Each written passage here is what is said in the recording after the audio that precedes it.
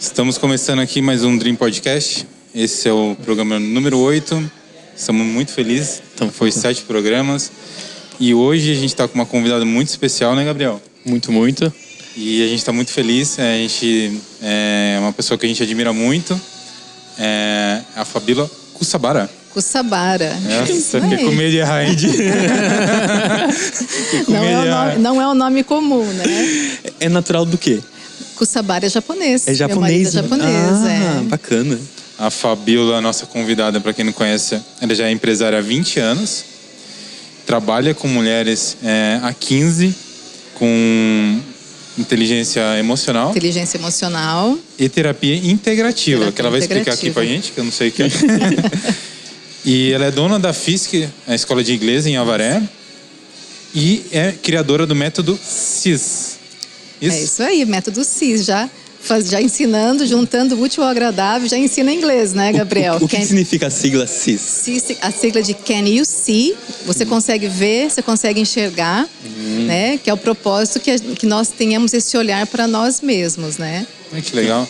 Você criou esse método recente? Isso.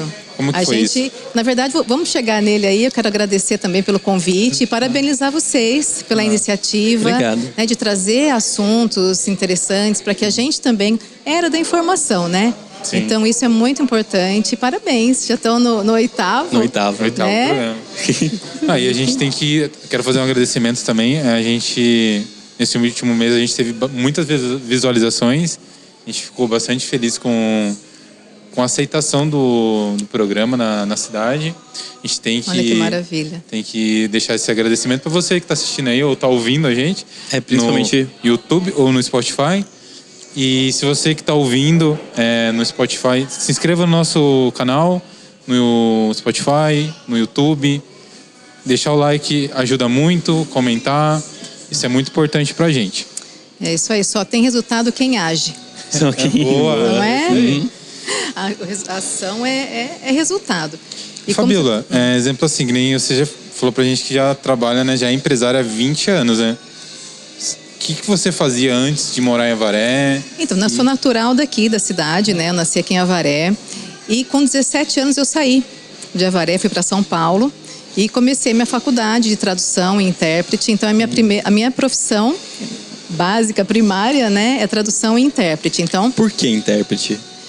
Porque você tinha 17 anos. 17 anos, a gente está formando nossa opinião. Você saiu de uma cidade pequena para ir para uma cidade grande para fazer uma faculdade que, de repente, muitas pessoas nem sabem o que sabiam. É. Meu pai ele foi professor de inglês, então eu já tive em casa esse gosto pela língua. Entendi. Né? Tive professores, né, que eu gostava muito também nessa área, nessa matéria. Então, com certeza, eles foram, né, um incentivo muito forte para isso.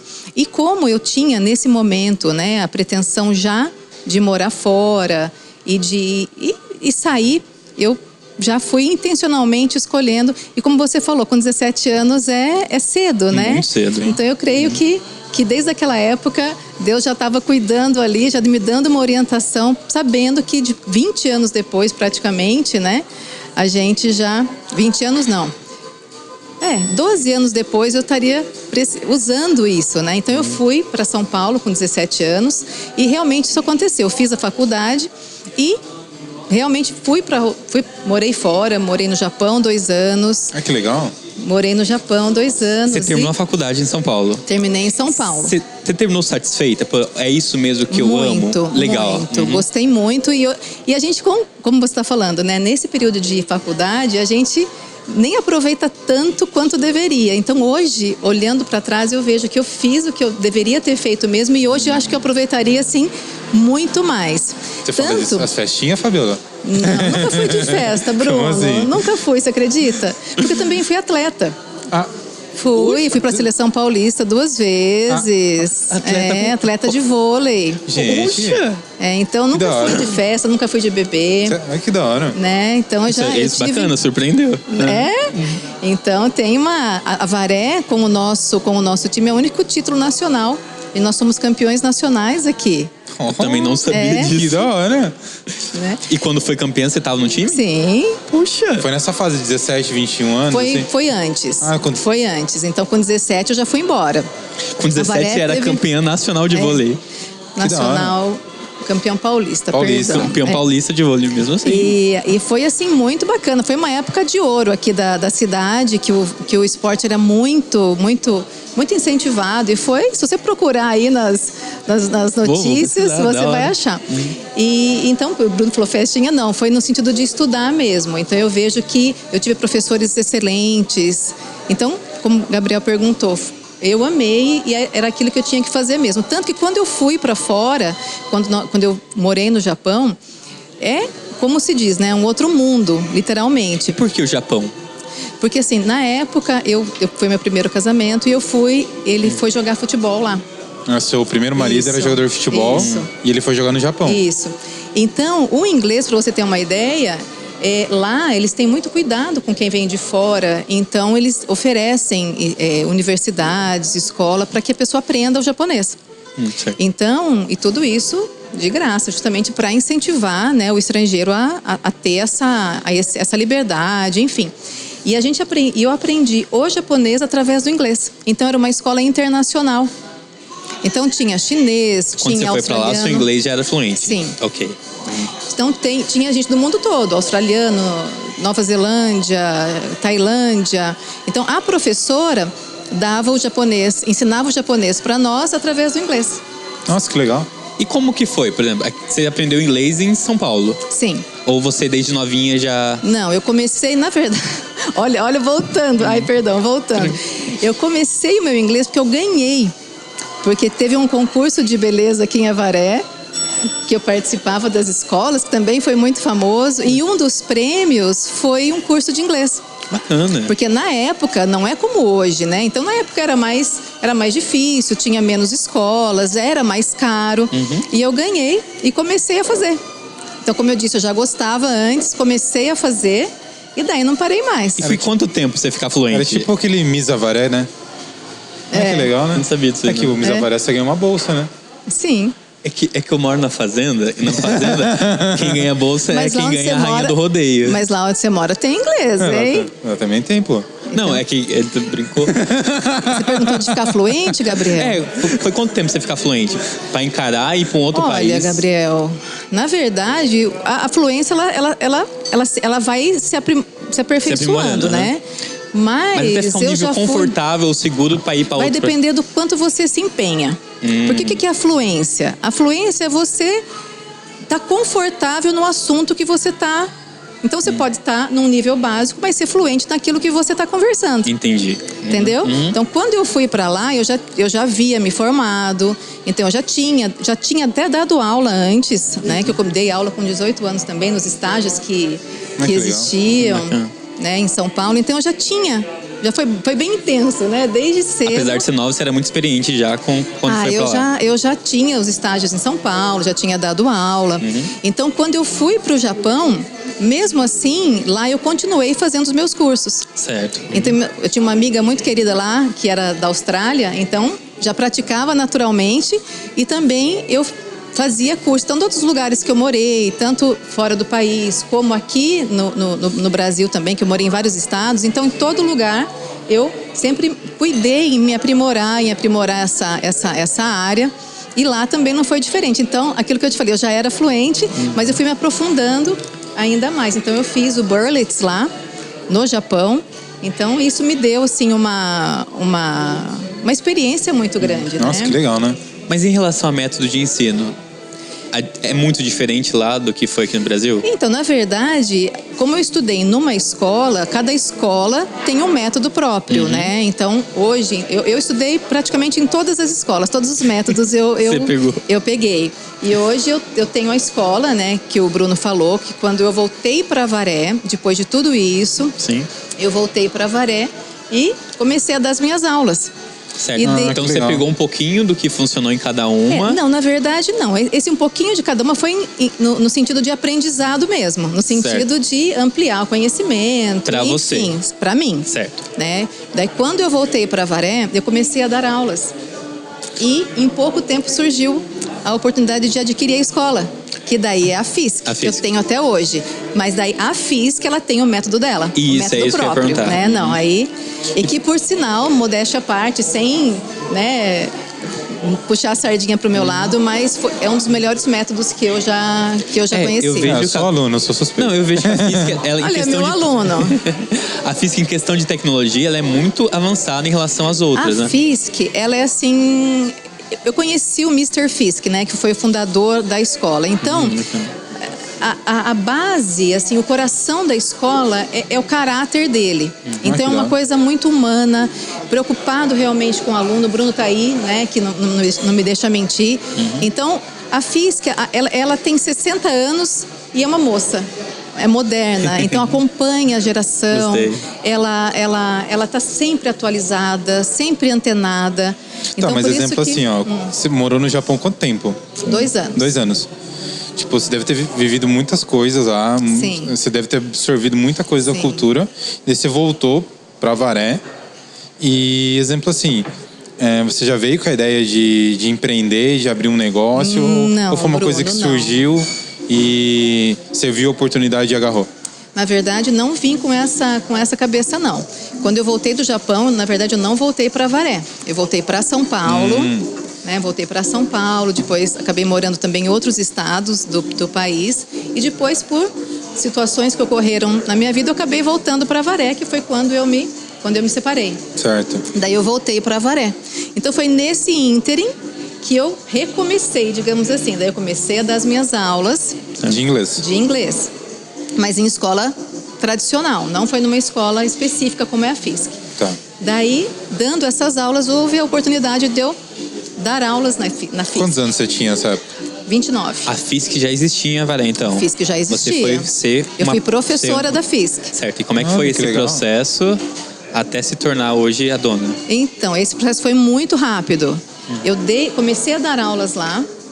Claro. E comecei a dar aulas e a antiga dona, a antiga proprietária, ela era de Santos. Ela é de Santos, na verdade. E nesse meio tempo ela quis voltar embora. E foi muito rápido, foi menos de 1 ano isso. Muito, muito rápido mesmo. Comecei a dar aulas lá e em 1 ano, vamos colocar assim, vai? Pra gente não, porque já faz um tempo, minha cabeça não tá tão certinha em data. Mas foi em torno de 1 ano, eu já estava com a escola. E como que foi essa proposta com a dona? Menino, foi assim um presente. Porque eu não tinha experiência nenhuma administrativa, empresarial. Quando eu falo que as coisas são... Que Deus foi arrumando tudo ali Bacana. bonitinho. E eu peguei a escola como um presente mesmo. Eu amei, amava dar aulas, ensinar. Era o que eu sabia fazer, né?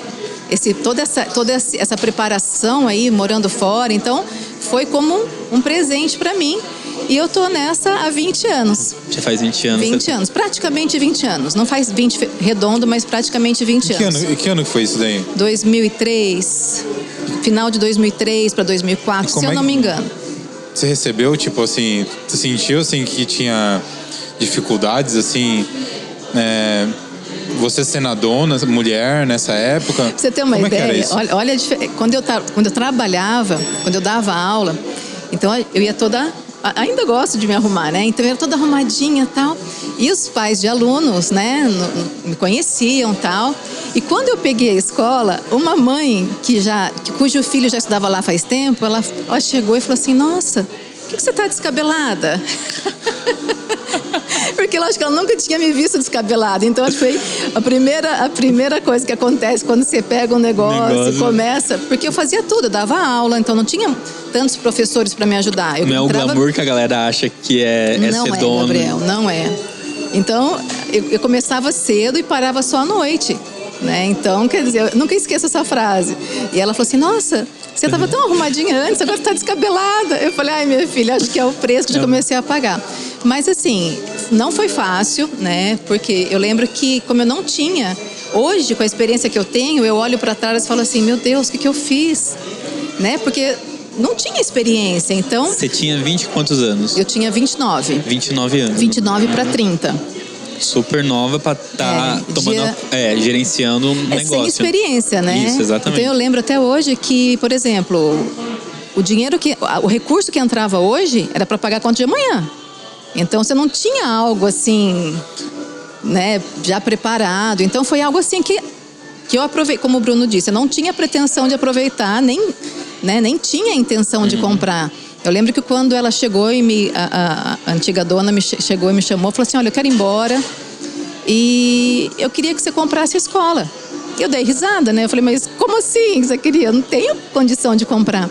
E ela mesma falou: olha, você tem um carro assim, um carro assado, você tem, vai ter uma entrada de tanto, ou seja, ela fez tudo para mim. Tudo por você. Ela me deu as diretrizes, mas a gente que pegou ali para então, continuar. Você vendeu o carro, vendeu tudo para conseguir. E fui. Você arriscou. Sem dúvida. Então, por um bom tempo, mais que ela tivesse... eu pegava essa descidinha aqui e já ia a pé. A minha secretária na época tinha uma bis. Olha. Então, ela que me dava carona para voltar para casa, para ir. Né? Então, foi um período assim muito bom, né? De aprendizado muito grande. Né? Aquilo que a gente falou no começo, o resultado vem pela ação. Né? E exemplo assim, ó. Quanto tempo você ficou nesse perrengue assim de ir a pé, de caroninha? Bruno. Porque depois assim, hoje graças a Deus a gente sabe que você tem uma escola de sucesso, você é uma mulher de sucesso.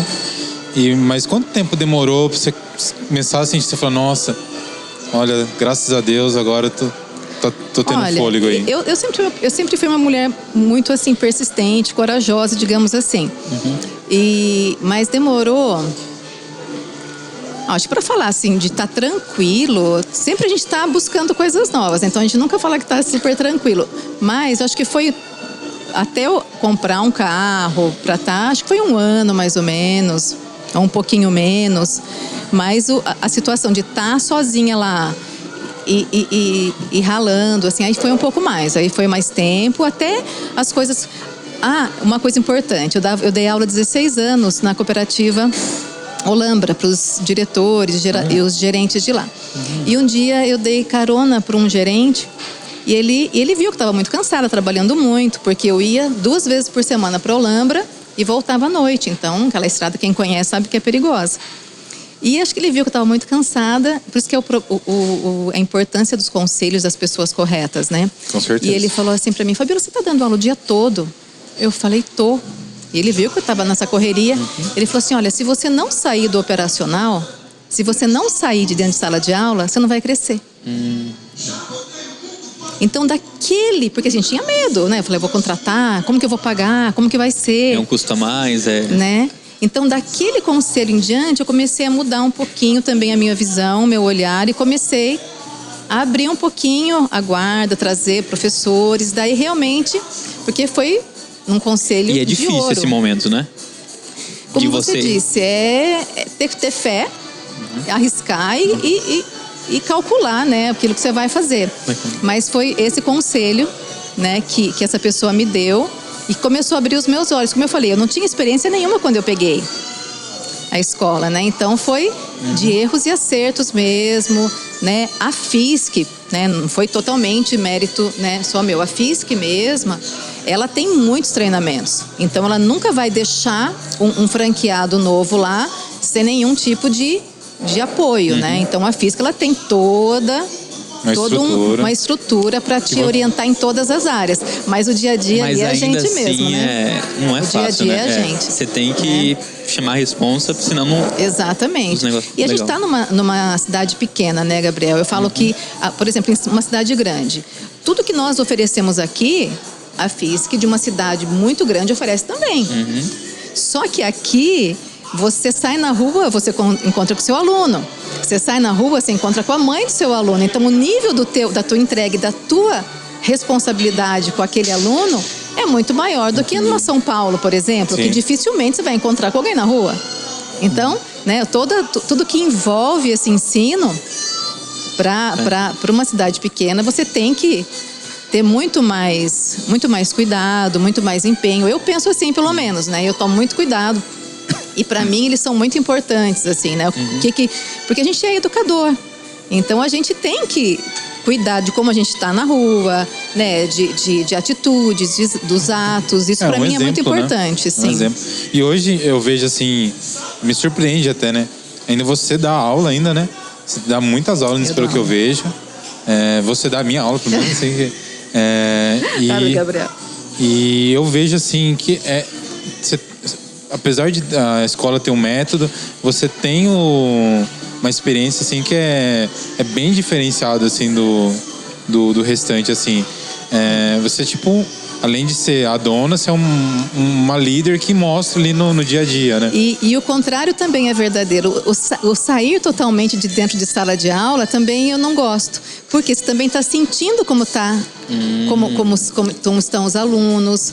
Você está sentindo também, para você também não quebrar esse elo de ligação. Eu acho muito importante, porque a gente pode ser empresária. Não, vira muito negócio, vira muito números e pouco. A gente é empresária, mas a gente é professor. Então, quem é professor, meu filho, quem entrou em sala de aula é difícil sair.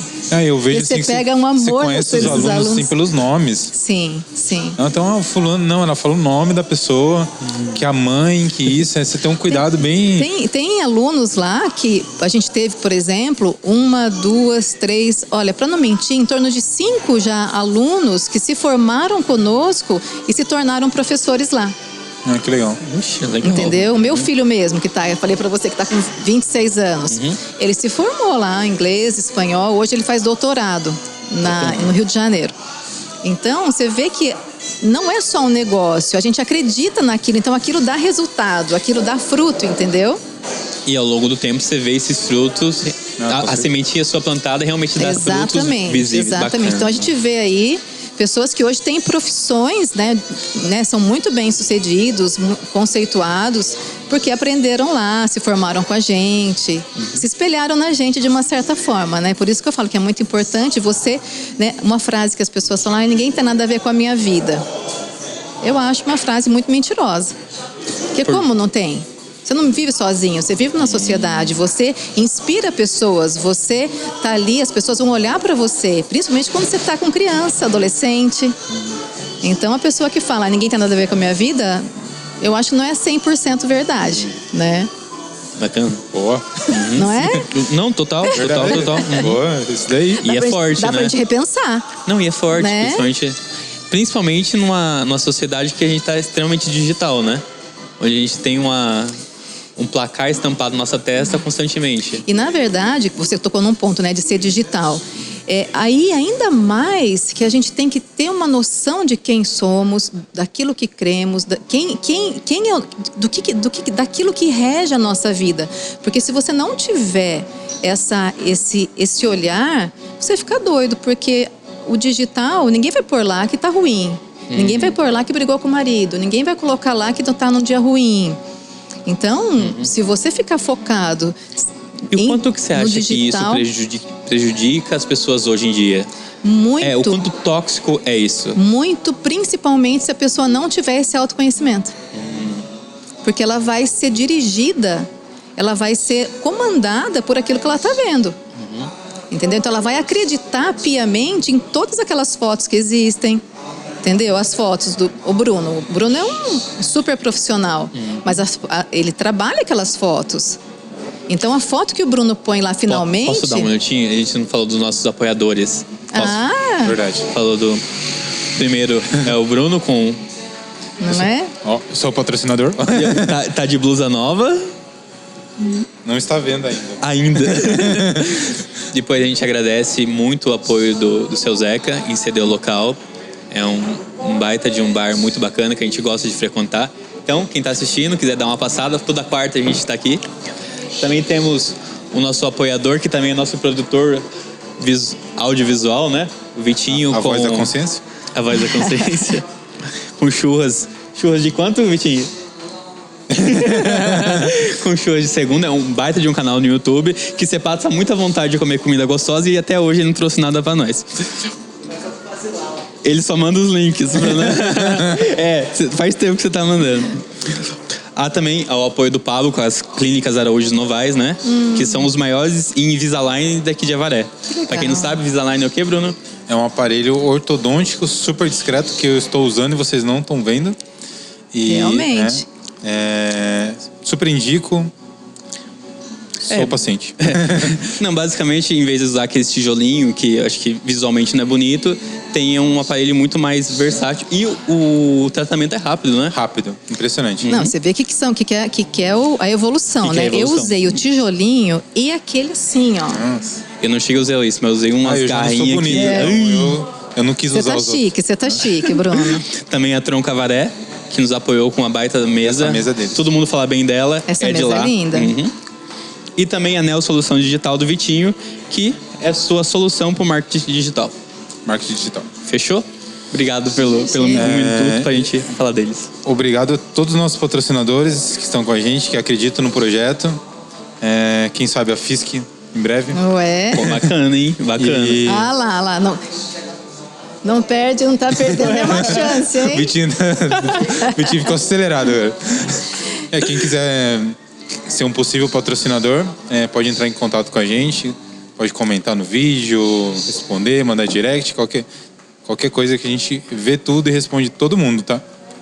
Inclusive dicas de pessoas que vocês queiram, né? Como os próximos convidados. Pode comentar no vídeo, a gente tá sempre olhando. É uma forma da gente conversar com vocês. Muita gente tá dando feedback bacana de quem que eles queriam ter Que legal. tá aqui. Então, você também, se você tem uma dica, não acha que a gente vai ignorar, não. Pode falar que a gente tá aberto para todo tipo de pessoas. Se você assistiu até agora e não deu like, cara, meu... Pelo amor de Deus. Bom, é isso. Voltando ao papo. Então, eu tava falando, né, do Bruno, que é um excelente profissional. Deixa a gente perfeito na foto, mas a foto tem tratamento também. Tanto que ele põe lá o antes e o depois. Então, a pessoa tem que ter consciência de que ela está assistindo algo, ela está vendo algo produzido. Né? Então, essa consciência, não são todos que têm. Então, o nível de depressão... é a minoria, né? Então, se você não... Por isso que o nome, né, do método que eu criei chama Can You See, justamente para isso, para que a pessoa consiga enxergar, né, realmente as coisas como são. Porque se você pegar uma modelo, por exemplo, ela não foi a primeira foto que ela colocou ali, ela tirou 30 para escolher a perfeita. Mas é um negócio que saiu até um estudo, né? Em cima, não vou falar do meu trampo, mas de fotos, que teve um surto, né? Não sei se é o nome, posso falar isso, mas de pessoas, principalmente os japoneses, que eles viam fotos de lugares, por exemplo, de Paris, de lugares turísticos, eles iam com a esperança de ver o que eles viam nas fotos. Só que aquilo criava uma frustração tão grande na pessoa que eles não conseguiam aproveitar mais a viagem, a férias. Isso é um estudo, já saiu em cima disso. Então as pessoas ficaram muito viciadas no digital, no ver a foto perfeita, com filtro, com 3 camadas, etc. Exato. Só que chega lá, as coisas não é assim, nada é perfeito. Então as pessoas veem as fotos de um ensaio, vê a pessoa, é o que eu falo para toda cliente minha. O objetivo de um ensaio não é a pessoa olhar você ver suas fotos e falar, nossa, essa é você? Não. O objetivo é você fazer um ensaio e falar, putz, que linda que você tá nessa foto. Sim. Porque, essa mascaração que existe, isso é falso, não existe. E eu trabalhei, né, como eu falei com o Bruno antes, nesse tempo que eu morei em São Paulo, eu trabalhei como modelo, fiz vários trabalhos, né? Então a gente sabe que o que tá, né, depois na frente das câmeras não é realmente o que tá por trás. Então, você não seguiu sua carreira como modelo por causa do mercado, de como que é os bastidores, por alguma dificuldade que você teve, ou você não se via mesmo modelo? Não, na verdade, eu gostava muito de trabalhar como modelo, mas eu tinha o privilégio de escolher os trabalhos que eu fazia.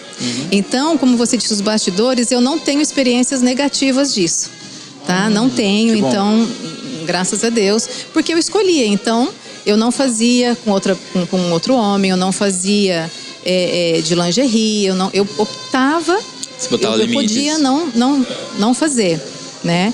Mas eu até fiz uma participação numa novela, não sei se vocês lembram daquela novela Torre de Babel. O nome não é estranho. Né? Então, quando a Glória Menezes pensava nela, jovem, daí eu tava ali. Você era a Glória Menezes jovem? Jovem. Que bacana! Né? Só que daí, por que eu voltei? Porque eu tinha o meu mais velho, o Matheus, que tem 26 anos, ele era pequeno. Então, como foi nesse momento em que eu me separei, eu voltei para Avaré.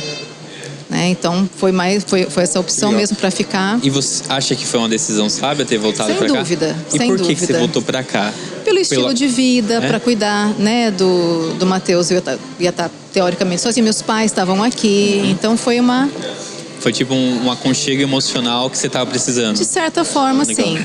E você, Mas não me arrependo não, Gabriel. E foi nesse momento... que você começou a trabalhar com mulheres, como é que foi? Foi nesse momento que eu, né, me converti, que eu encontrei, né, o ministério, que eu conhecia a Jesus propriamente, né, não só de ouvir falar, mas de estar ali. Então foi nesse momento que comecei que comecei a trabalhar. Então foi essa, a gente Qual fala que é em a sua inglês, né? religião A gente hoje? fala em inglês o turning point. Que é o ponto de virada. Né, esse ponto de virada. Eu sou cristã evangélica, né? A gente faz parte, eu e meu esposo, de uma igreja que chama Igreja Evangélica de Manaus. Né? Então os nossos apóstolos são de lá e a gente está aqui em Avaré, né? Fazendo esse trabalho já, servindo um grupo de pessoas que está conosco.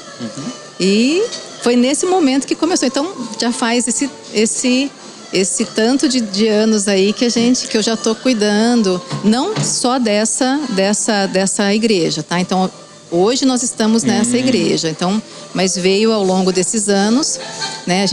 Eu participei de outras igrejas. Hoje as pessoas têm muito preconceito falar de religião, né? Às vezes tem, sei lá, uma ignorância de não entender e achar que todo mundo quer vender o lance de Deus, que as pessoas são obrigadas a religião, na verdade, quem criou Como foi que é o isso pra homem, vocês? né? Que você também é bastante Né? A religião, quem criou foi o homem, né? A palavra em si é um estilo de vida. A Bíblia, ela é o desejo de Deus para nós.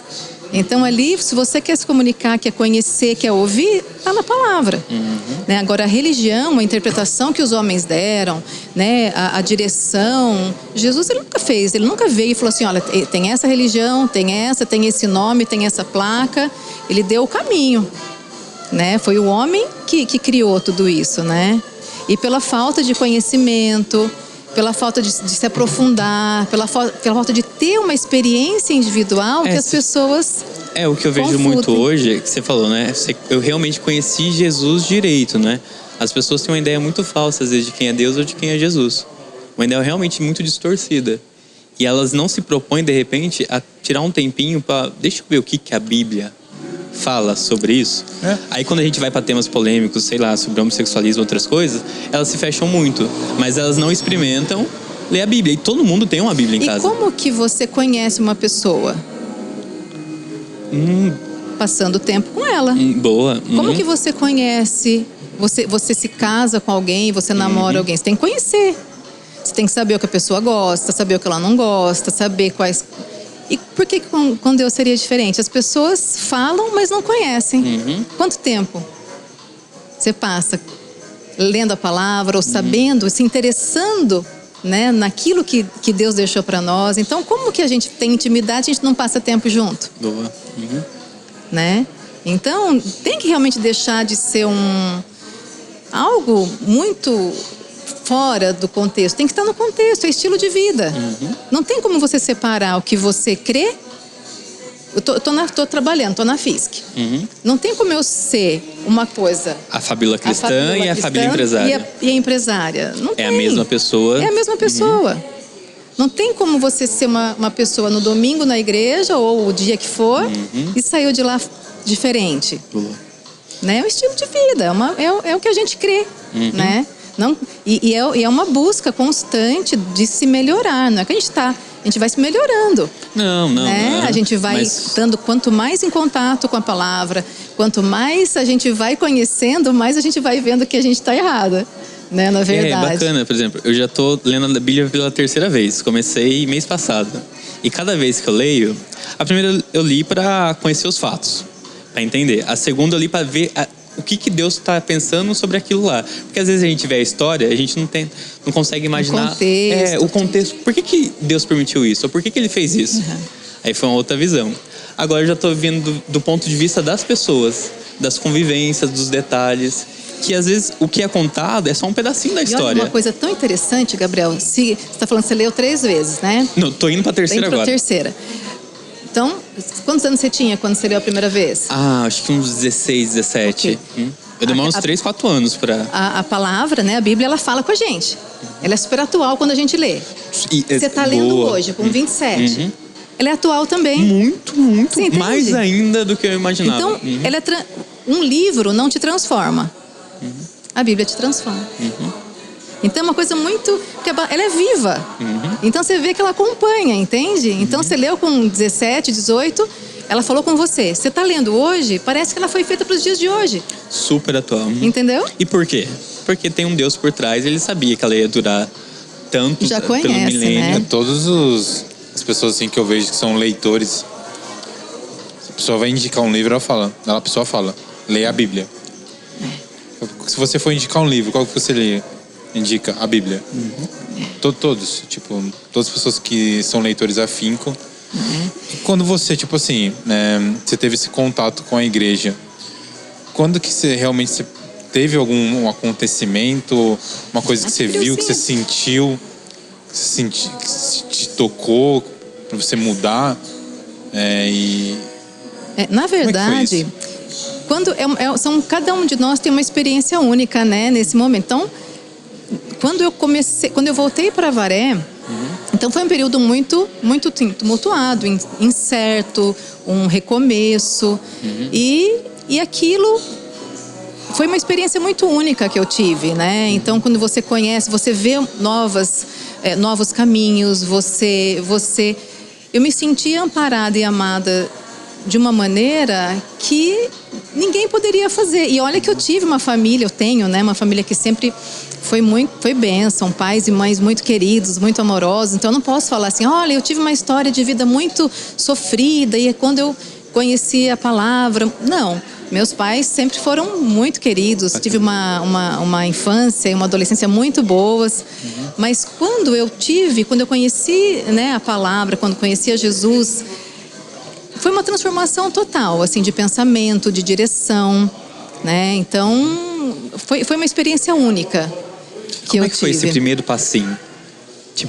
Não tô bem, vou na igreja. Na verdade, não tô bem, vou ler a Bíblia. Eu conheci, na verdade, quando eu voltei para Avaré, e foi esse recomeço, então, né, tudo muito novo, né? Uma situação que a gente não esperava, né? E eu conheci na verdade a minha tia me levou para conhecer um pessoal, né, umas mulheres da igreja. Então essas mulheres foram muito impactantes para mim, né, me acolheram nesse momento, me orientaram. Então foi nesse momento, daí a importância de ter pessoas que te ajudem, que te mostrem o caminho. Então nesse momento que foi essas mulheres que eu conheci, que eram pastoras na época.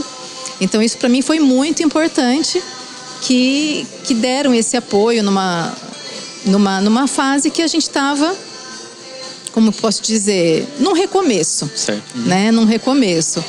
E desse ponto em diante foi muito bom para mim. Como que eu posso dizer? Um reavivar. Você né? acha que até esse momento, você era uma pessoa que não tinha um propósito de vida definido? Bruno, boa pergunta. Na verdade, eu sempre tive, porque eu sempre trabalhar com pessoas, ajudar, sempre teve comigo. Você tinha prazer em fazer isso? Sim. Tá. Mas nesse momento em que a gente conhece, a gente começa realmente a ver, né, aquilo que você... O propósito, como todo mundo fala, né? Por exemplo, todo inventor, quando ele vai criar algo, ele não cria algo para depois ver para que serve. Certo? Então, por exemplo, uma caneta. A pessoa que inventou a caneta, ele já sabia que ele queria escrever com ela. Né? A mulher principalmente, pode fazer um pitote e enfiar a caneta ali. Mas ela está sendo usada para o seu propósito principal? Não. Então, foi como...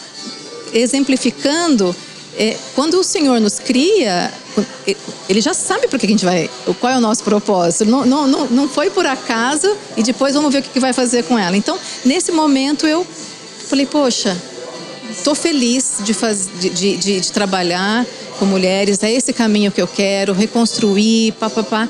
Então isso vai te dando esse senso, né, de pertencimento, essa certeza do que você está fazendo, né, essa alegria. E como que se ajuda uma mulher que de repente, só que você passou por uma separação, né? Então, vou chegar nesse ponto. E daí nesse ponto eu fui para, né, me envolvi realmente no ministério, na igreja, e sempre quis reconstruir a minha família e casar novamente. E eu fiquei 7 anos sozinha.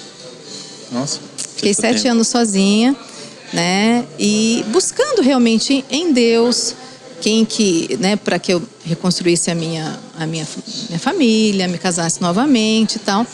E só que nesse período, por isso que eu falo que é muito importante você ter certeza de quem você é, em quem você crê, em que caminho você está indo. Porque eu tinha 29 anos.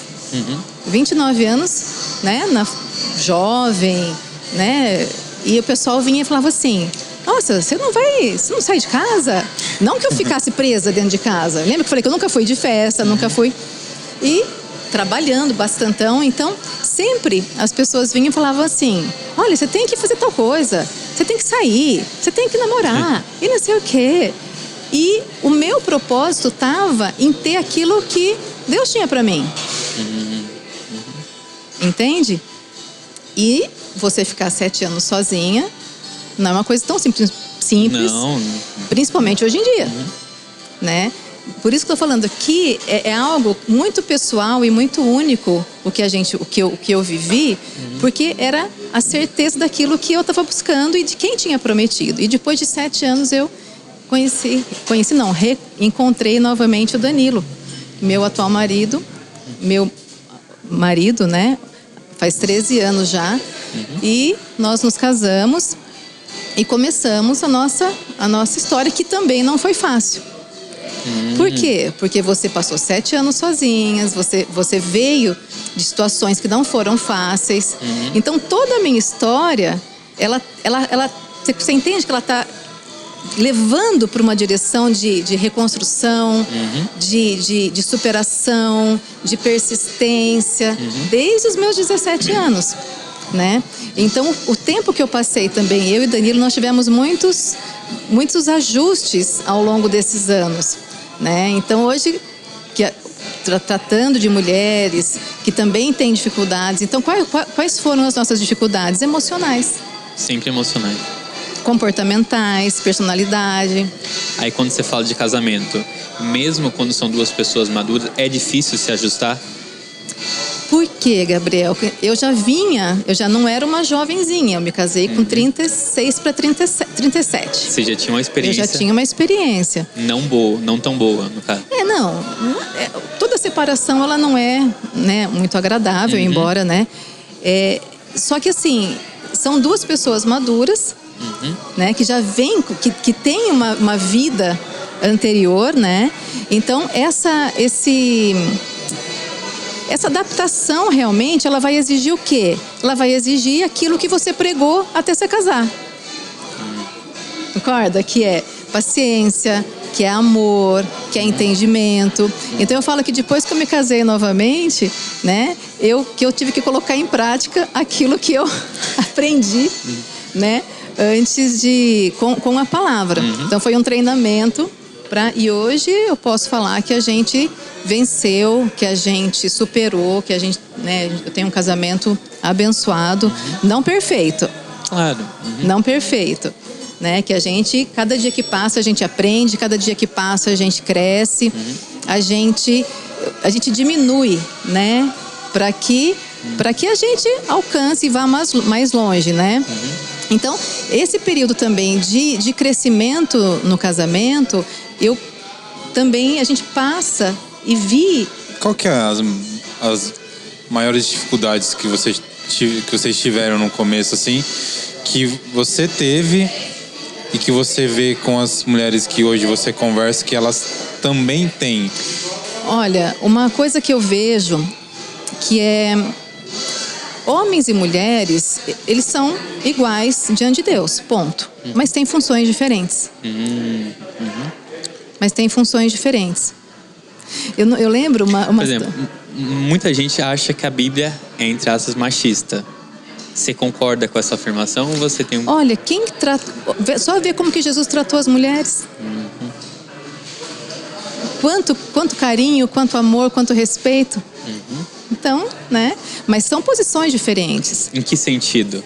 Por exemplo, estrutural, fisicamente falando, são pessoas diferentes. Então, né, o Senhor, Ele deu, né, segundo a palavra, o homem, ele tem as suas funções de prover, de cuidar, de dar segurança. Coisas que, se forem colocadas sobre as costas de uma mulher, ela vai fazer? Vai. Acho que vai. Mas é natural para ela fazer isso? Mas não é tão natural. Eu estou falando por experiência própria. Entendeu? Eu tenho o Danilo, meu marido, ele é um homem muito forte, ele é um homem que me dá muita segurança, muito apoio, mas nem por isso eu deixo de ter trabalho, de trabalhar, de fazer a minha parte. Mas eu sei o que é você ter que cuidar das coisas sozinhas, e isso traz um peso diferente para nós. E o homem tem prazer em fazer isso, então, o que acontece? Eu entendo que homem e mulher se completam. Sim. Né? Não que um seja mais ou menos que o outro, mas a palavra, os princípios, eles têm que direcionar esse casamento. Porque senão vai pesar, inevitavelmente vai pesar para um. E na sua opinião, por que a Bíblia é tão importante, ou por que os princípios da Bíblia são tão importantes no casamento? Porque eles não falham e a gente falha. Tem um texto da Bíblia que fala que um cordão tríplice é impossível de ser rompido. O quê? Um cordão tríplice. Um cordão de 3 dobras. Três pontas. Porque são você, a sua esposa e Deus. É como se fosse 3 cordão enrolado. 1 se rompe fácil, 2 é difícil, 3 é quase impossível. E completando o que você falou, Gabriel, num desentendimento, por exemplo. É esse ponto que eu queria chegar. Eu tô batendo o pé em algo, Danilo em outro, mas qual é a verdade que tem que prevalecer? Aí você vai para a Bíblia. Quando os dois se desentendem. Eu penso assim, você pensa assim. Na opinião de cada um, os dois estão certos. E às vezes, por experiência da vida... Eu lembrei de uma história, velho. Que história você lembrou? Não, eu vi uma história de um rabino. Que o cara chega e fala assim, viu? Gente, tá muito gelado. Tá. O que o senhor acha disso daqui, né? Ele conta a história lá, deu o rabino fala assim, não, você tá certo. Daí chega outro cara e fala, não, mas isso daqui não, faz toda aquela história. Não, mas você também tá certo. Não, mas como assim? Os dois não podem estar certo. Não, os dois, você também tá certo e também tá certo. Tipo assim, é a visão de cada um. Mas aí mesmo, só que num caso de um casamento, quando os dois discordam, isso aí pode trazer várias consequências, né? Aí quando você tem um mediador, que é a Bíblia, os dois, olha, nós dois temos uma... Exato, perfeito. E ainda assim, para que você entenda e aceite, tem que ter algo chamado humildade. Ou, no caso, uma fé, um amor por Deus maior do que... Exatamente. Porque a própria palavra fala, né? E é uma dos pilares da inteligência emocional. A palavra fala que eu devo amar o meu próximo como a mim mesmo. Só que amar Deus sobre todas as coisas. Então eu amo a Deus, para nele eu encontrar para eu me encontrar nele, para eu poder amar o outro. Porque como eu vou dar algo que eu não tenho? Num casamento, né? E algo que a gente também aprendeu, todo mundo casa, né? Às vezes, eu quero casar porque eu quero ser feliz. Eu quero casar porque eu quero fazer tal coisa, né? Se nós, à luz da palavra, casássemos para fazer o outro feliz, as coisas seriam muito diferentes. Mas eu vou me anular, né? A maioria das mulheres poderia falar, mas eu vou... Muito pelo contrário. Planta isso para ver o que você colhe. Mas as pessoas têm a mania de achar, principalmente mulheres, né? Achar que a Bíblia fala que a mulher tem que ser submissa, e isso é visto como algo ruim. Para você. O que você acha sobre isso? Porque a submissão não é uma subserviência. Não é você ser como se fosse uma escrava ou a pessoa tripudiar. andarmos na mesma missão. Porque como que eu vou ficar casada se um quiser ir para um lado, outro quiser para o outro? Não temos que ter a mesma missão? Então, submissão é estarmos na mesma missão, andarmos na mesma direção, olharmos para o mesmo lado. Numa empresa isso não funciona, o que funcionaria no casamento? Acho que em tudo isso, né?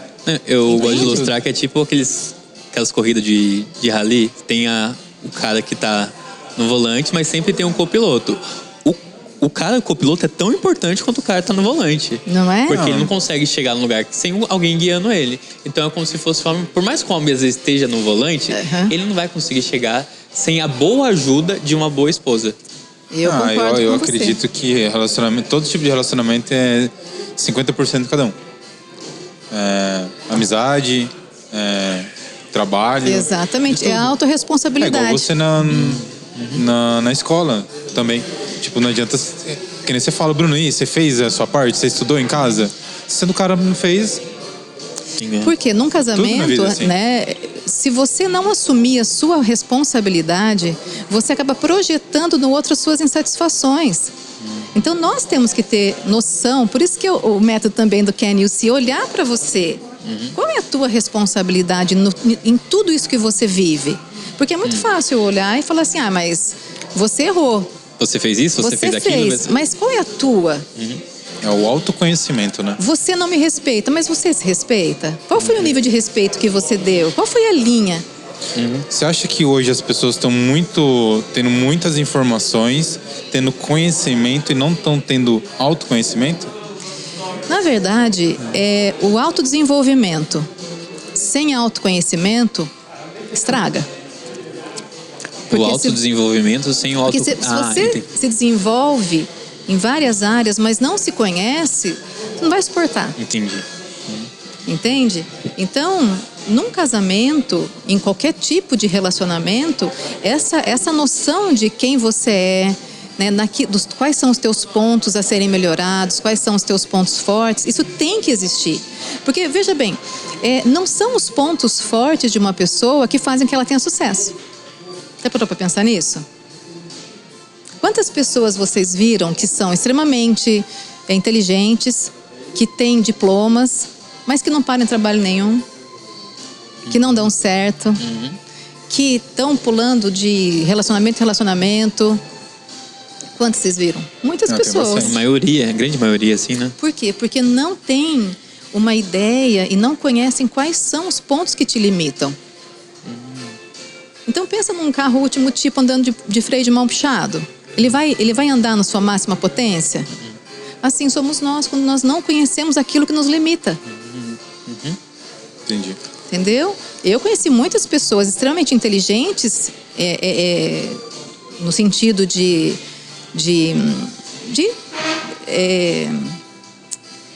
escola, estudo, no sentido cognitivo, porém você não consegue lidar com a pessoa. Você não consegue conviver com a pessoa. Ainda não tem inteligência emocional, que é o que você tanto tá... Você está entendendo? Então, existem pessoas inteligentíssimas no ponto de vista, né, de conhecimento, mas de autoconhecimento não. Sempre acha que o outro está errado. Sempre acha que o mundo tá contra ele, que tudo... Ele é o vítima, ele é o coitado, entendeu? O mundo está errado e ele está certo. Eu comecei a ler um livro recentemente, que eu até comentei com ele essa semana. Gente, tô tremendo de frio, viu? Eu também tô com frio. E me ajudou muito. Minha blusa? Não, fica tranquilo. Você não quer pra... Não, Gabriel, você não vai tirar meu look. O que mulher tem que passar, quer ficar assim, agora aguenta. Obrigada pela gentileza, Gabi. E o que eu li nesse livro é muito isso. É você sair, né, do que você tá fazendo, da sua situação, e se ver. Como se você estivesse num teatro. Então você vê o que você está fazendo e aí você vê, olha aqui, qual que é a atitude que eu tenho que ter ali, qual a melhor atitude que eu possa ter, sentir, nossa, eu tô com raiva, eu tô nervoso, eu tô ansioso, o que eu posso fazer? Só que, Bru, ninguém foi ensinado a fazer isso. Quando? Vocês são bem mais jovens que eu.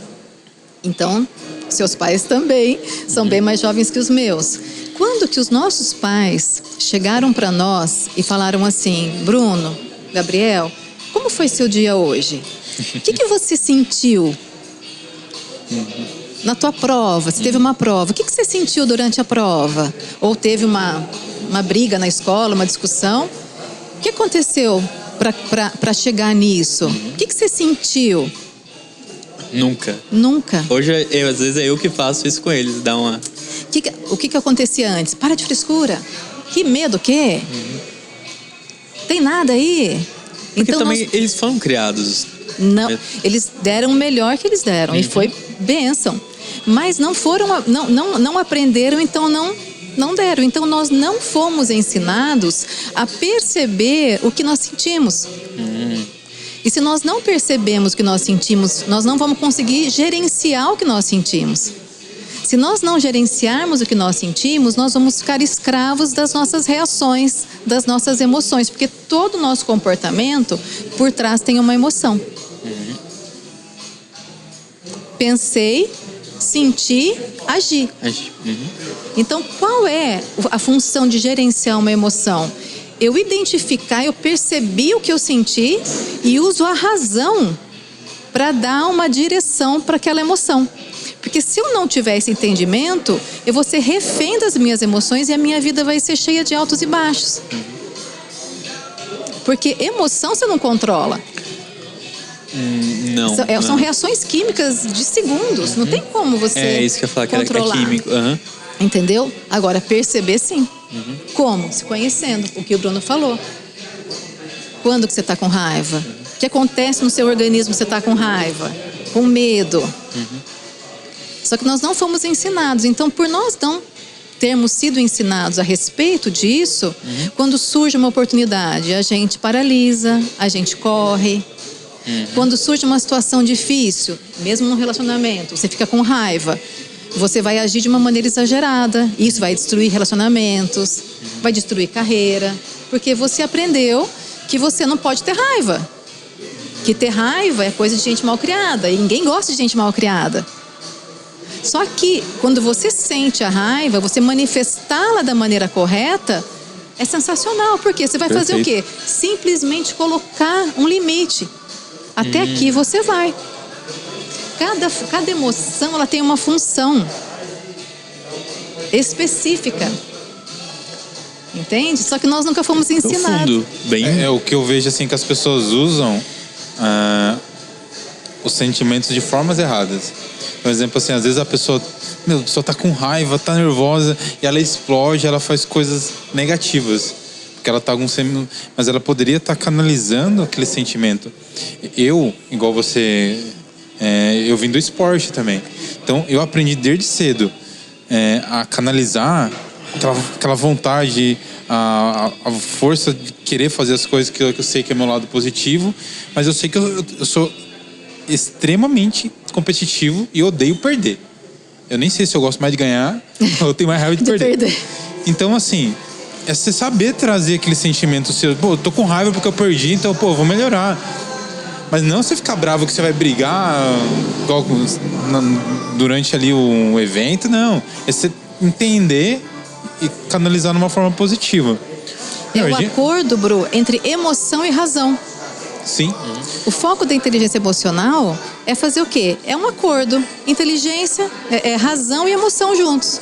Só emoção, você fica um tiro desgovernado. Ô, Fábio, a gente tá chegando no final do papo já? Nossa, agora tá esquentando.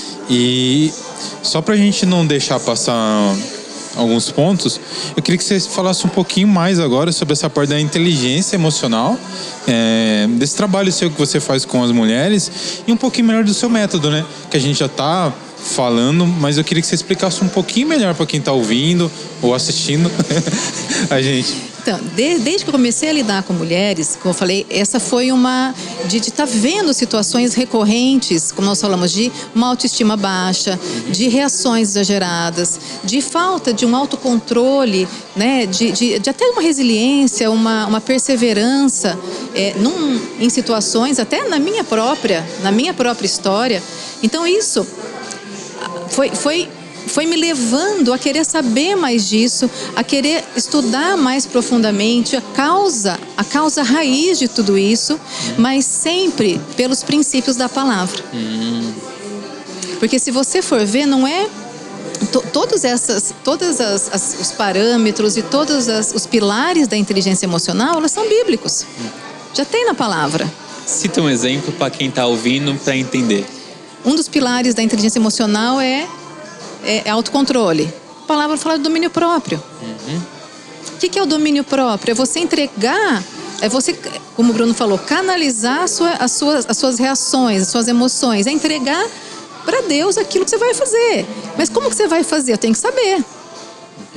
Entendeu? Então, os pilares da inteligência emocional são autorresponsabilidade, percepção das emoções, gerenciamento delas, foco e ação. Basicamente falando. Né? Basicamente falando. Então, eu tenho tratado no consultório muitas mulheres, que eu falei para vocês, lindas, talentosas, boas profissionais, mas emocionalmente, não vou dizer confusas. Então, se as emoções estão confusas, as ações elas vão estar confusas também, porque o comportamento, a emoção, ela precede uma ação. A emoção precede um comportamento. Então, eu vou agir a partir daquilo que eu sinto, se eu não perceber. Então, diante de tudo isso que eu tenho visto, e pela minha história também, e fazendo, né, me aprofundando mais nos cursos de inteligência emocional por princípios, e agora é algo que eu me apaixonei também, que é a terapia integrativa, como eu falei para o Gabriel. O que é a terapia integrativa? O que a boca cala, o corpo fala. Então, a gente começa a ver quais são as raízes, né, de muitos traumas, daquilo que nós vivemos e como que eles se manifestam ao longo da nossa vida. Então, todos nós corremos da dor, digamos, a gente não quer passar de novo por algo, a gente não quer reviver aquilo, mas muitas situações nós precisamos ver novamente e dar um olhar adulto para aquilo que nos dá tanto medo. Entende? Mas exemplo assim, ó, hoje você atende mulheres.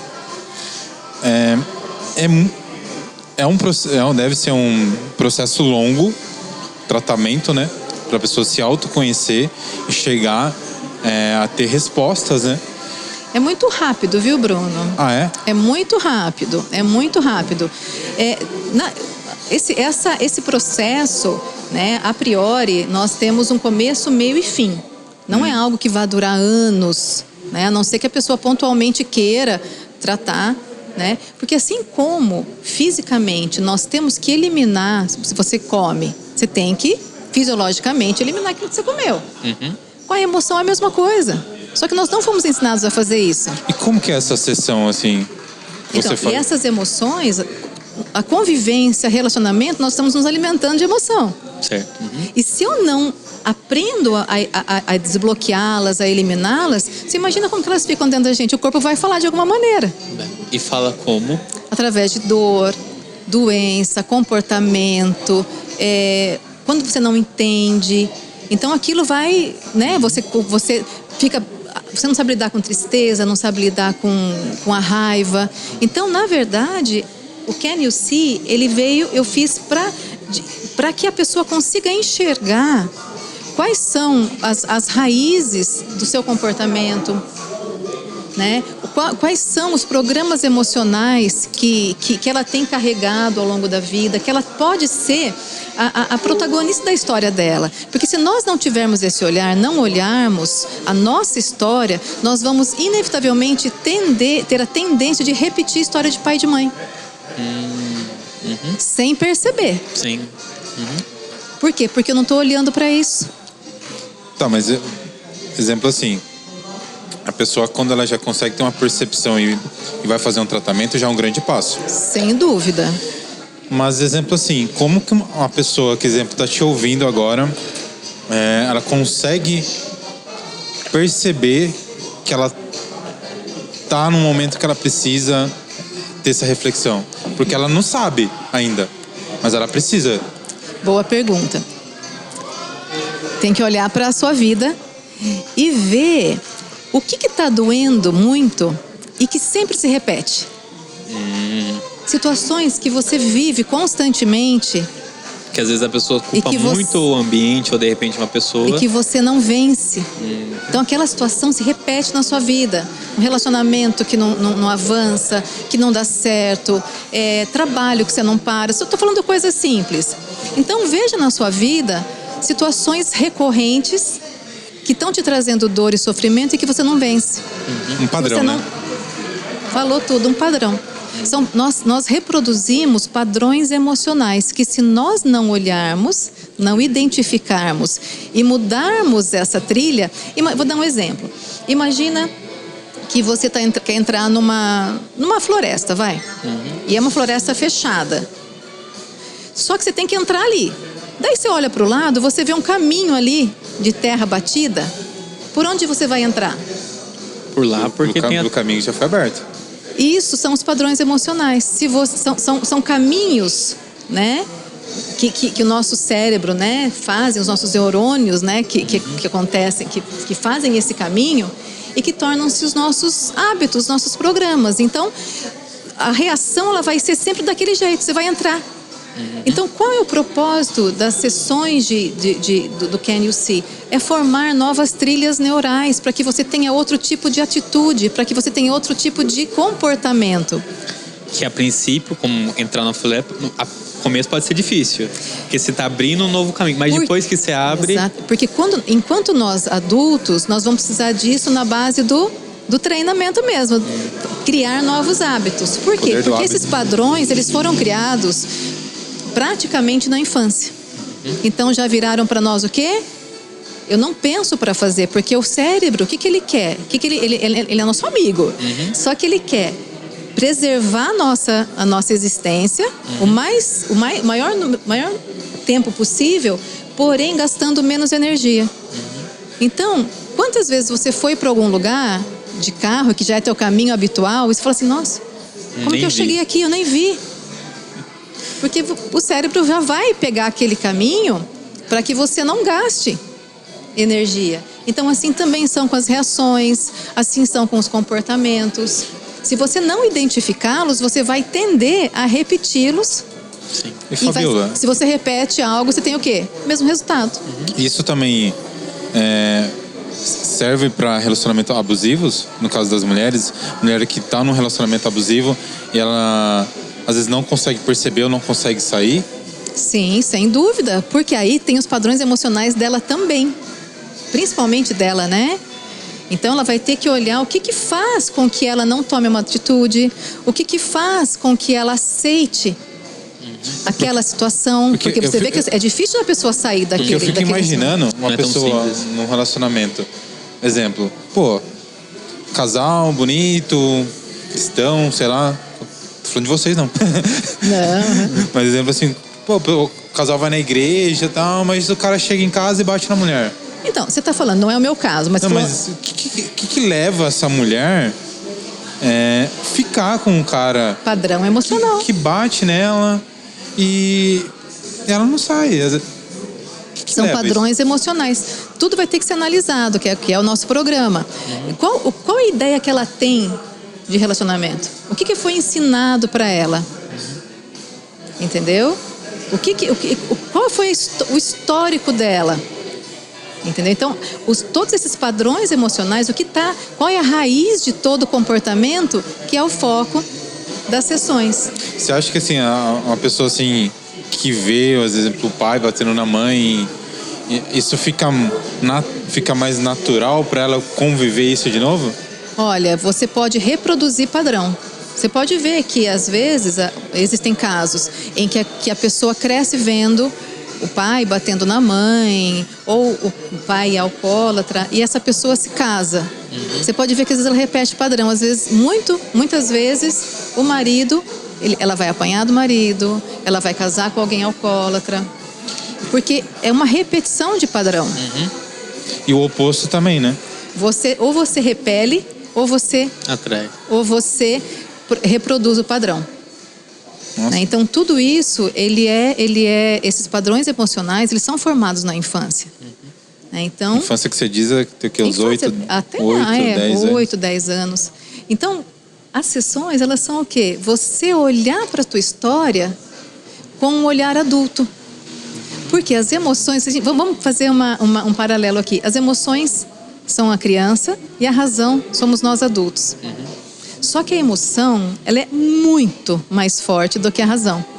Então, se num evento tiver que haver uma ação, a emoção ela vai tomar conta se você não tiver essa percepção e gerenciar a tua emoção.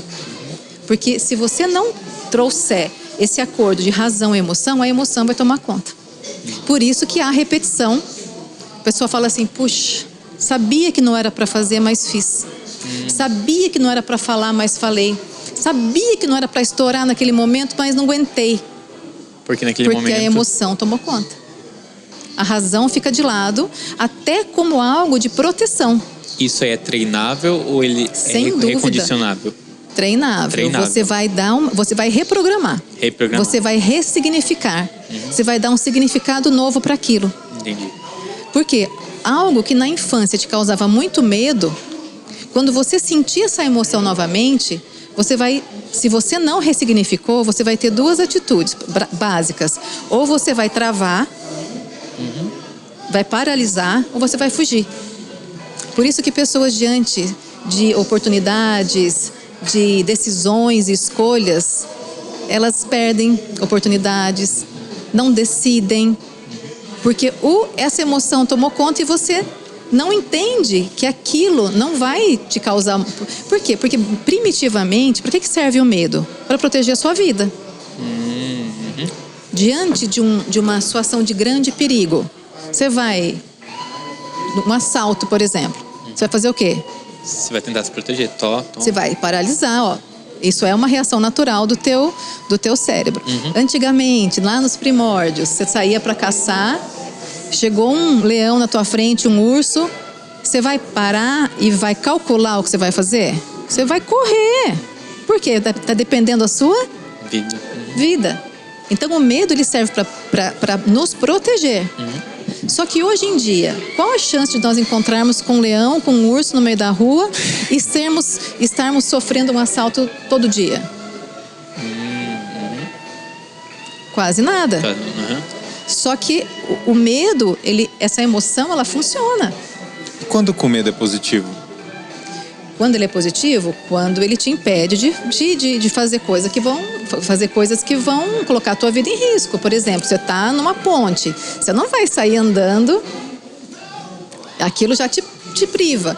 Mas aqui eu acho que seria legal quando ele não é positivo. Então, por exemplo, você está diante de uma oportunidade e aquilo vai te dar medo. Sim. Qual é o antídoto do medo? A coragem? Agir. Que a coragem vem conforme você está agindo. Boa. Por quê? Porque você não tá... O teu cérebro quer te proteger, porque a emoção, ela tá ali para aquilo. Para te proteger de algo ruim. Mas o que uma oportunidade de trabalho bacana que você quer, ou um relacionamento que você tá querendo, pode te trazer de mal, por exemplo. Só que se você não tiver essa percepção e gerenciar essa emoção, você vai retroceder. Você paralisa você por vai causa do paralisar. Mas e quando, exemplo, assim, ó, a pessoa sabe, exemplo, a pessoa tá ouvindo, ela falou, puta, identifiquei, preciso de ajuda, identifiquei que eu faço isso, ela já sabe. Só que ela não consegue ainda tomar atitude. O que falta para essa pessoa? Racionalmente, não consegue mesmo. Por isso que é um trabalho emocional. Por isso que as sessões, elas vão trabalhar com o teu emocional. Para que você olhe a tua história, para que você olhe quais padrões que te levam a tomar essa atitude. Só que racionalmente, você não consegue mudar. Entendi. Quantas vezes? Foi o que eu falei há pouco. Puxa, eu sei que eu não precisava fazer, mas eu fiz. Eu trabalho muito no mercado financeiro. E às vezes dá muito dessa. Então, no mercado devia ter financeiro, feito, não devia ter feito. o nível de Ai, por quê? Tá falando. nesse mercado, a inteligência emocional tem que estar super arrumada ali. A Fá falou, né? Ela Porque falou senão... que você era trader. Ela falou, é muito emocional, né? Eu muito me considero emocional. disciplinado, calmo, mas ainda assim, às vezes dá uns gatilhos que eu falo, por que eu fiz A palavra é essa, são os gatilhos. E se você não identificá-lo, você fica refém dele. E nessa sessão, assim, você conversa? Você... Olha, a gente sempre faz, lógico, uma anamnese da história da pessoa. Você acredita em hipnose? Não posso falar com autoridade, Bruno, porque eu não estudei isso daí. Então, não fiz é uma sessão já de hipnose. Mas você foi hipnotizado? Sim, mais de uma vez. É que eu já fiz e não fui. Não conheço, então não posso mas eu também não opinar. falo mal, porque às vezes eu não acreditei e às vezes... E é uma experiência bem interessante, porque é o lance do subconsciente, né? Depois vendo o resultado, assim, é interessante do como que o cérebro da gente responde no subconsciente. Achei Na bem verdade, toda emoção reprimida, uma hora ela vai explodir. E tudo aquilo que você não põe para fora, que você coloca para dentro, né? Ela vai de uma maneira ou outra, ela vai sair para fora. Né? Alergia, dores, padrões repetitivos. Por isso que é tão importante você olhar para aquilo que está acontecendo, olhar para a tua história, olhar por que você está repetindo, às vezes, padrões e comportamentos que estão te trazendo dor, que estão te trazendo resultado negativo. E tudo isso a gente faz também, né, ou principalmente pela palavra, são os princípios. Princípio da origem a algo. Então, se algo foi originado de alguma coisa que não é bom, que não é bênção, qual vai ser o resultado final? Tem alguma história, assim, de alguma paciente sua que ela teve essa mudança muito grande, assim? Você pode compartilhar com a gente alguma história, assim? Tenho uma muito querida que ela foi querendo mudar de carreira. Então, ela foi fazer essas sessões com o propósito de uma transição de carreira. E no meio das sessões, ela descobriu coisas ali que foram surpresa para ela e que, assim, melhorou o casamento, melhorou onde ela estava trabalhando e também, claro, ajudou nessa transição. Mas se ela não tivesse feito isso e tivesse partido direto para essa mudança de abrir o seu próprio negócio, muitos padrões emocionais que ela não sabia tinham arrebentado com tudo. Então, ela tinha dores em lugares que ela nem imaginava. Aí a importância, de repente, de uma ajuda profissional para identificar essas dores. Sozinho, Gabriel, é possível? Sim, né? Sim, no sentido de você vai para Deus, você vai ali numa busca profunda, mas uma ajuda profissional... Que legal. Encurta, né, muito o caminho. Muito. Legal. Muito. Aquele negócio, né? E uma coisa que eu acho muito séria, desculpa te cortar, rápido, Bruno. Né? Responsabilidade. Minha mãe falava algo quando a gente era criança e a gente dava muita risada dela, né? A gente brincava com ela, tudo ela falava assim: tem que ser feito com amor. E a gente ria, a mamãe tá falando de novo que tem que ser feito com amor. Gente, tem que ser feito com amor. Você tem que se importar com a pessoa que está ali na tua frente. Quando eu vou dar aula para o Bruno para mim ali é o mais importante. Eu me importo como ele vai sair de lá. Eu tenho responsabilidade com ele. Quando eu tô com uma pessoa na minha frente, sendo para dar aula, ou numa sessão, ou num aconselhamento, ou numa ministração, eu tenho responsabilidade diante de Deus para essa pessoa. Eu vou dar conta. E quando você fala com amor, é muito de estar presente naquele momento? O simples de estar presente. Eu estou aqui, vou aproveitar o momento aqui. E de se ver no outro. Boa. De se ver no outro. Amar ao próximo como a ti mesmo. Eu tenho que me ver no outro. Que legal. Né? Porque senão vai ficar uma coisa... Eu acho que a gente está chegando no finalzinho do papo. Agora eu esquentei, agora parei de tremer, ó. E... eu acho que hoje, muitas das pessoas, né, das mulheres que vão até você, elas vão atrás de respostas, né? Então elas fazem muitas perguntas para você. Hoje, tipo assim, você é uma pessoa que aconselha uma mentora, professora, um exemplo, né, como empresário. E exemplo assim, hoje, se você pudesse fazer uma pergunta, tem uma pergunta ainda que você não tem uma resposta, que você gostaria de trazer como reflexão pra gente, assim? Uma pergunta que eu não tenho resposta? Tenho muitas que eu não tenho resposta. Qual que seria essa pergunta? E que eu acho que a gente leva muita informação para as pessoas, mas eu acho legal também a gente entender que você também, né,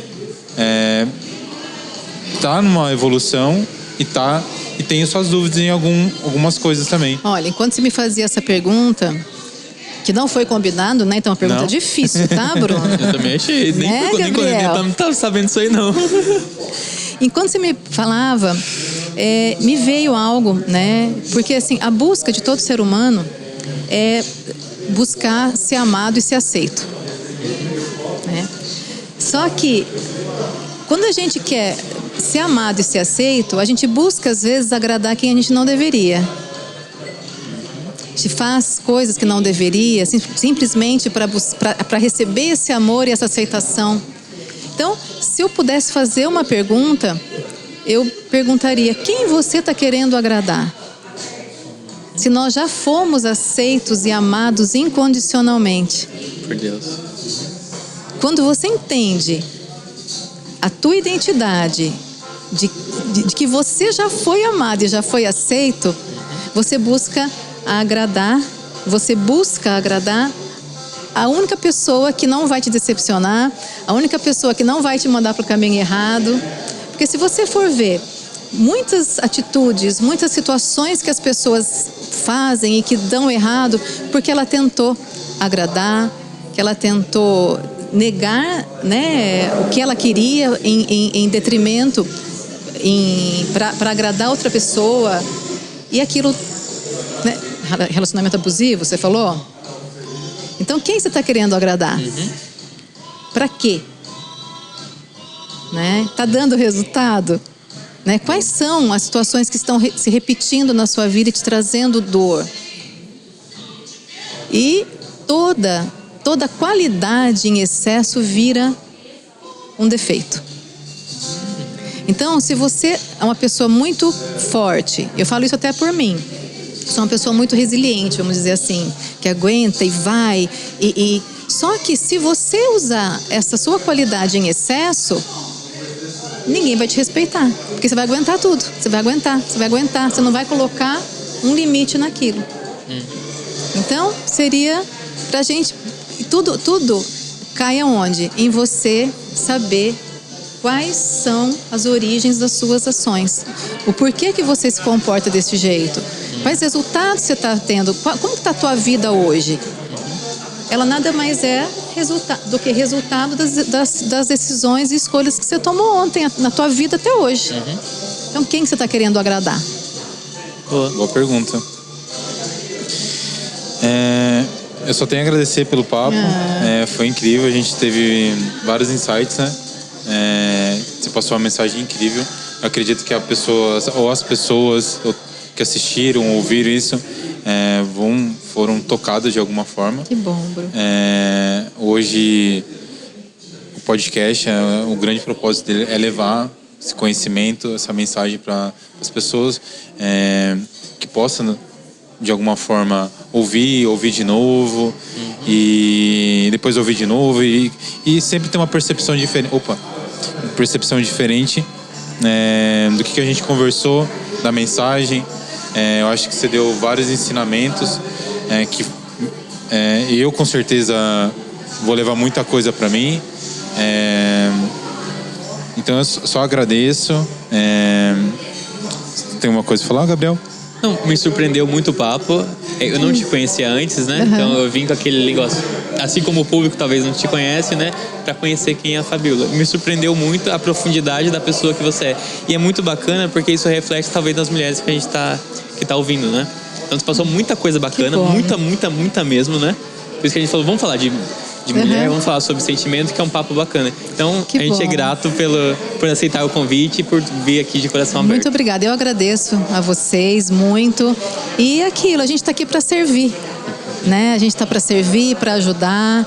Um dos propósitos, né, de me aprofundar nesses cursos é para servir melhor, para a gente poder ajudar melhor. E que esse propósito de vocês aí também, de levar informação, de abrir, né, o entendimento das pessoas acerca de vários assuntos. Perfeito. Que se prolongue aí e que Deus abençoe vocês nessa empreitada. Para quem quiser, sei lá, às vezes conhecer mais seu trabalho, ou fazer uma mentoria, sei lá, uma sessão contigo, qual que é sua rede social? Fabiola Cussabara. Cussabara com S. S só. Um S. Instagram, é isso? Isso. Fabiola Cussabara. Gente, siga o Dream Podcast no YouTube, no Spotify. O episódio está disponível completo nos dois. Se você curtiu, se inscreve, curte, comenta, compartilha com um amigo. E fala o seu Instagram, Gabriel. O meu é GaelTrader _. O meu é o Bruno Loureiro. Aqui com a gente foi a Fabiola. Gente, muito obrigado. E até a próxima. Deus abençoe vocês. Tchau, tchau. Nice.